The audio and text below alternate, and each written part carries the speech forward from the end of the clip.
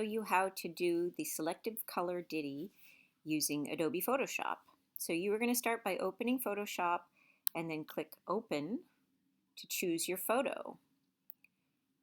Mine is right here in my downloads. If it was on my desktop, I would click here, or if it was in my recents, I would click there.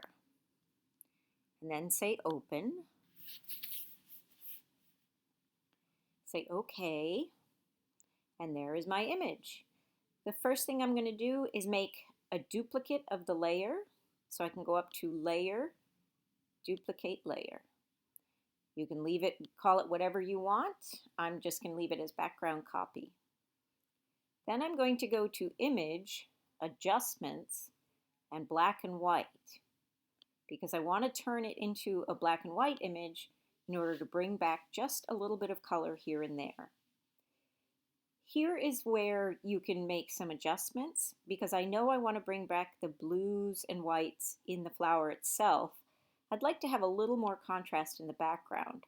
So I'm going to use my red slider, because the background is mostly ground, which is browns, and they're in the red family. And you see if I move the magenta that the tips of the flowers are getting darker. I don't necessarily want it to be darker. I'd like it to be pretty vibrant, but you can move around your sliders. When I do this, I start to lose the darkness on the stems, and I want to keep that pretty bright. Then when I have what I think is going to work, because I can always adjust that later, I'm going to say OK. And then I'm going to click on my eraser tool, which is on the left-hand side, and you can come up here and change from a brush or a pencil or a block. I'm going to leave it as a brush.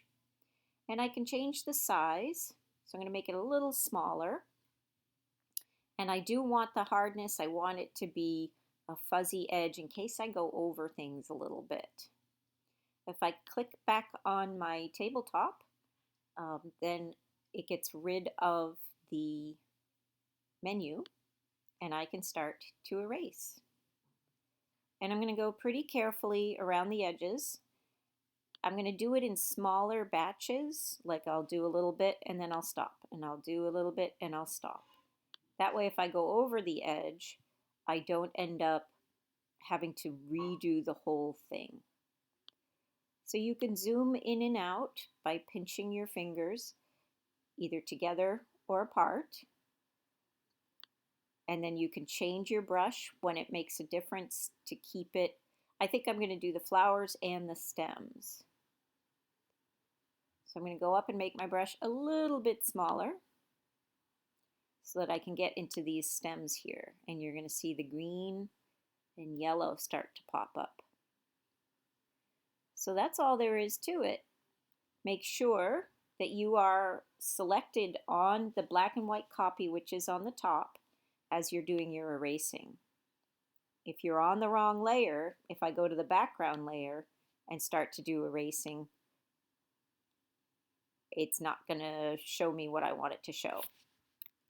Remember, Command Z is how to go backwards just one step.